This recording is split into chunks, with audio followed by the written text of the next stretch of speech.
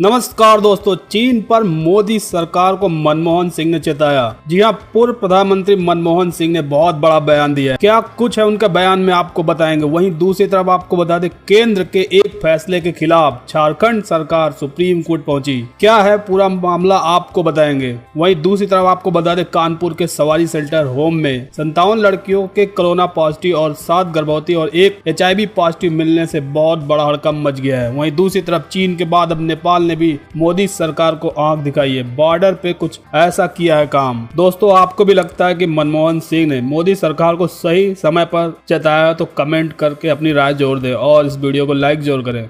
बढ़ते पहली बड़ी खबर की तरफ आपको बता दें, चीन पर मोदी सरकार को मनमोहन सिंह ने चेताया। जी हां, आपको बता दें, पूर्व प्रधानमंत्री मनमोहन सिंह मौजूदा केंद्र सरकार को समय समय पर आईना दिखाते रहे हैं। देश के तमाम बड़े मसलों पर मनमोहन सिंह सरकार को नसीहत के साथ साथ दुष्परिणामों को लेकर आगाह भी करते हैं। अब जबकि देश सीमा पर चीन की धोखेबाजी झेल रहा, तो ऐसे वक्त में भी राहुल गांधी समेत कांग्रेस पार्टी के साथ मनमोहन सिंह ने भी केंद्र की नरेंद्र मोदी सरकार को घेरा है। मनमोहन सिंह ने तंज कसते हुए कहा कि भ्रामक प्रचार कभी भी कूटनीति और मजबूत नेतृत्व का विकल्प नहीं हो सकता। पीएम मोदी को कर्तव्य की याद दिलाते हुए मनमोहन सिंह ने उन्हें अपने बयानों को लेकर भी नसीहत दी है। मनमोहन सिंह ने कहा है कि प्रधानमंत्री को अपने शब्दों व ऐलानों द्वारा देश की सुरक्षा एवं सामरिक व भूभागी हितों पर पड़ने वाले प्रभाव के प्रति सदैव बेहद सावधान होना चाहिए। पूर्व पीएम मनमोहन सिंह ने यह भी कहा कि हम सरकार को आगाह करेंगे कि भ्रामक प्रचार कभी भी कूटनीति व मजबूत नेतृत्व का विकल्प नहीं हो सकता। साथ ही पिछलग्गू सहयोगी द्वारा प्रचारित झूठ के आवंडर से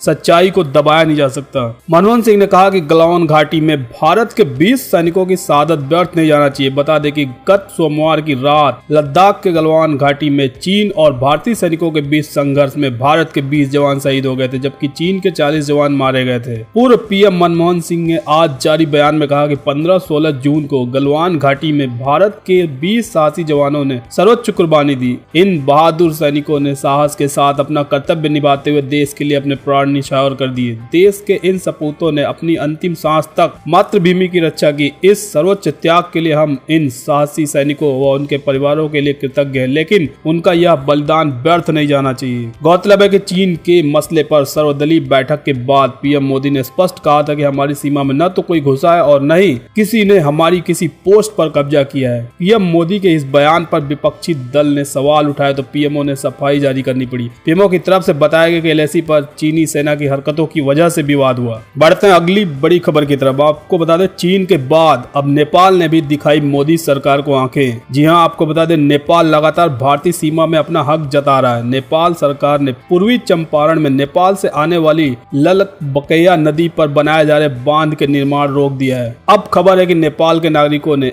SSB के जवानों के साथ दुर्व्यवहार किया है। बांध निर्माण रोकने से पूर्वी चंपारण के गाँव में नेपाल के प्रति आक्रोश है। नेपाल ने पूर्वी चंपारण के ढाका अनुमंडल के बलुआ गुआबारी पंचायत के समीप लाल बकैया नदी पर बन रहे तटबंध के पुनर्निर्माण कार्य पर विरोध जताया था। साथ वहां चल रहे काम को भी रुकवा दिया। नदी का पश्चिमी तट वर्ष 2017 के प्रलयकारी बाढ़ से क्षतिग्रस्त हो गया था, जिसका मरम्मत कार्य चल रहा था। जब भी नेपाल बांध के मरम्मत कार्य में अड़ंगा लगाता था, तब भारतीय और नेपाली अधिकारी मिल बैठकर मामले को सुलझा लेते थे। लेकिन स्थानीय लोगों का कहना है कि इस साल भारत नेपाल की सीमा पर उपजे मामले को सुलझाने के बजाय नेपाली सशस्त्र सीमा बल के जवान मामले को और उलझाने में जुटे हैं। इस कारण बिहार के एक बड़े हिस्से पर बाढ़ का खतरा मंडरा रहा है। बिहार सरकार इस संबंध में विदेश मंत्रालय को पत्र भी लिखने जा रही है। बिहार के जल संसाधन मंत्री संजय झा ने कहा कि गंडक बैराज के 36 द्वार हैं, जिसमें से 18 नेपाल में है। भारत के हिस्से में पड़ने वाले फाटक तक बांधी की सफाई और मरम्मत का काम हो चुका है। वहीं नेपाल के हिस्से में पड़ने वाले बांध के हिस्से का मरम्मत का काम नहीं हो सका है। नेपाल बांध मरम्मत के लिए सामग्री ले जाने से रोक रहा है। इस तरह की समस्या का सामना हम पहली बार कर रहे हैं। उन्होंने कहा कि नेपाल के तटबंध के काम को रोक दिया है। वह गंडक बांध के लिए मरम्मत कार्य की अनुमति नहीं दे रहा है, जबकि वह लाल बकैया नदी में नो मैंस लैंड में है। संजय झा ने कहा कि पहली बार हम लोगों को आवाही में और मरम्मत कार्य के लिए सामग्री पहुंचाने में दिक्कत का सामना करना पड़ रहा है। हम अपने हिस्से के काम पूरा कर चुके हैं। अगर स्थिति में सुधार नहीं हुआ तो बिहार के लिए खतरा है। बढ़ते हैं अगली बड़ी खबर की तरफ। आपको बता दें, केंद्र की कोयला खदानों की नीलामी प्रक्रिया के खिलाफ झारखंड सरकार सुप्रीम कोर्ट पहुंची है। जी हां, आपको बता दें, केंद्र सरकार की कोयला खदानों की नीलामी प्रक्रिया शुरू करने के फैसले के खिलाफ झारखंड सरकार ने सुप्रीम कोर्ट का दरवाजा खटखटाया है।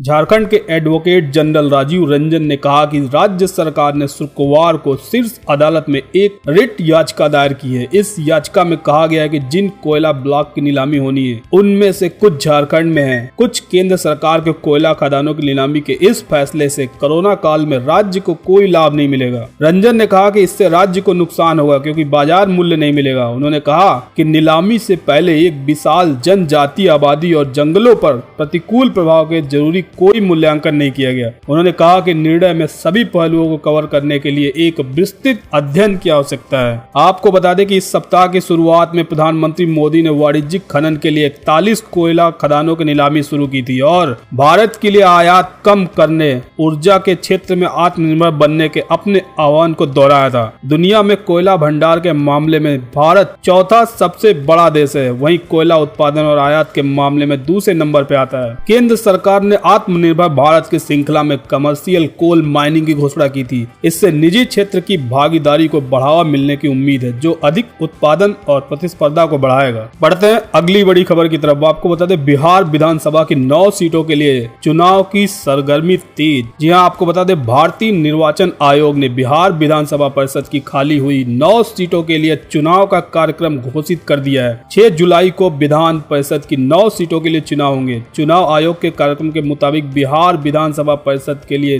नामांकन का आखिरी दिन 25 जून होगा। उम्मीदवारों को 25 जून 2020 यानी गुरुवार की प्रक्रिया की पूरी करनी होगी। स्क्रूटनी 26 जून यानी शुक्रवार को होगा। उम्मीदवार के नाम वापस लेने की अंतिम तिथि 29 जून होगा। इसको लेकर राजनीतिक दलों में सरगर्मी तेज हो गई है। अगले 2 दिनों में सभी दल अपने अपने प्रत्याशियों के नाम की घोषणा करने वाले हैं। आपको बता दें कि मई में बिहार के विधान परिषद की 29 सीटें खाली हुई थी। बिहार में ऊपरी सदन विधान परिषद की कुल 75 सीटें हैं जिसमें 29 सीटें इस वक्त खाली हैं। इनमें 17 सीटों का कार्यकाल 6 मई को खत्म हो चुका है जबकि 12 सीटों का कार्यकाल 23 मई को खत्म हुआ है। इन सीटों को अलग अलग कैटेगरी में देखें तो विधानसभा कोटे की 9 सीटें खाली हो गई हैं जबकि स्नातक और शिक्षक कोटे की 4 सीटें खाली हैं। इसके अलावा राज्यपाल कोटे की 10 सीटें खाली हुई हैं लेकिन जेडीयू के लल्लन सिंह और एलजेपी के पशुपति कुमार पारस के सांसद बन जाने के बाद उनकी भी 2 सीटें खाली पड़ी हैं जो कि राज्यपाल कोटे की ही सीटें थी। ऐसे में राज्यपाल कोटे की सीटें की संख्या बढ़कर 12 हो जाती है। इस तरह बिहार की विधानसभा परिषद की कुल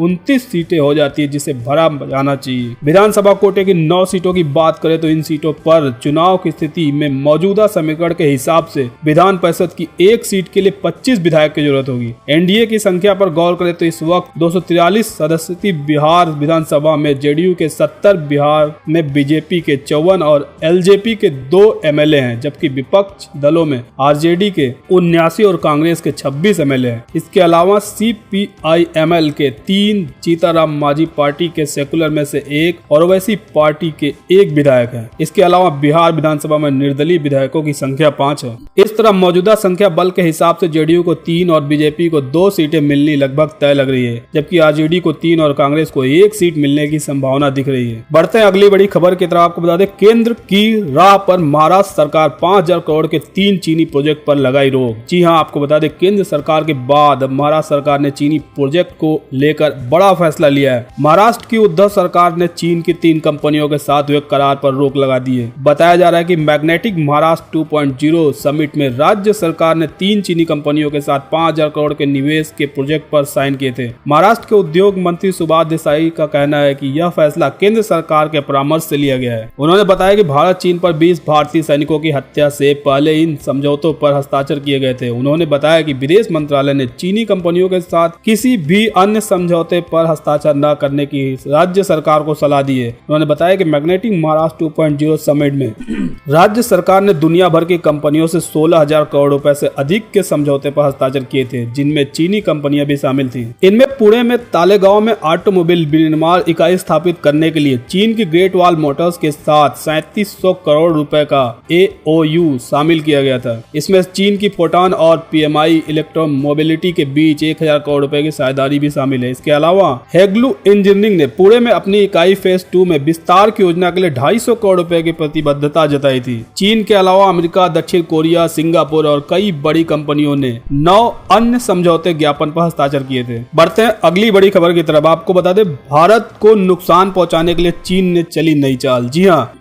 अगर किसी भी चीज पर आपकी निर्भरता हद से ज्यादा बढ़ जाती है तो वो आपका आसानी से इस्तेमाल कर सकता है। भारत और चीन के मामले में भी कुछ इसी तरीके का है। फार्मा प्रोडक्ट के मामले में भारत की चीन पर निर्भरता इतनी ज्यादा बढ़ गई है कि अब इसका गलत फायदा उठाने लगा है। खासकर लद्दाख गलवान घाटी के बाद उसके आक्रामक रुख अपना लिया है। भारत हर साल लगभग 39 अरब डॉलर का दवा तैयार करता है। दवा तैयार करने के लिए जरूरी स्टार्टिंग मटेरियल API के लिए भारत बहुत हद तक चीन पर निर्भर है।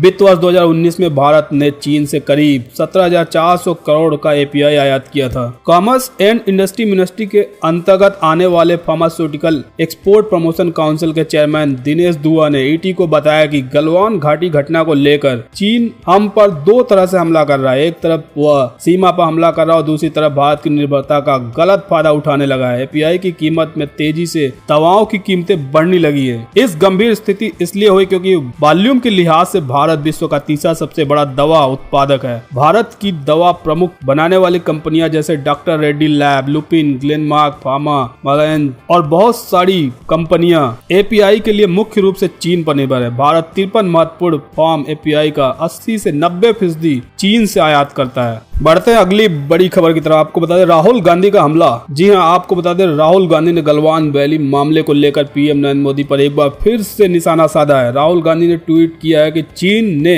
हमारे सैनिकों को मारा, हमारी जमीन छीन ली, फिर चीन मिस्टर मोदी की विवाद के बीच में तारीफ क्यों कर रहा है। लद्दाख में चीनी सैनिकों के साथ हिंसक झड़प के बाद हमलावर कांग्रेस नेता राहुल गांधी ने एक बार फिर प्रधानमंत्री मोदी पर निशाना साधा है। उन्होंने एक वीडियो ट्वीट किया जिसमें सैटेलाइट इमेज के हवाले से दावा किया गया कि चीन ने पेंगोंग झील के पास भारत की जमीन पर कब्जा कर लिया है। राहुल गांधी का ताजा हमला ठीक उसके बाद आया जिसमें उन्होंने जापान टाइम्स के एक आर्टिकल को शेयर करते हुए लिखा था, नरेंद्र मोदी वास्तव में सरेंडर मोदी है। ट्वीट में राहुल गांधी ने प्रधानमंत्री से कहा कि ना कोई देश में घुसा, ना ही हमारी जमीन पर किसी ने कब्जा किया, लेकिन सैटेलाइट फोटो साफ दिखती है कि चीन ने पेंगोंग झील के पास भारत माता की पावन धरती पर कब्जा कर लिया है। वहीं दूसरे ट्वीट में राहुल गांधी ने कहा कि पूर्व प्रधानमंत्री डॉक्टर मनमोहन सिंह जी की महत्वपूर्ण सलाह भारत की भलाई के लिए मैं आशा करता हूं कि PM उनकी बात को विनम्रता से मानेंगे।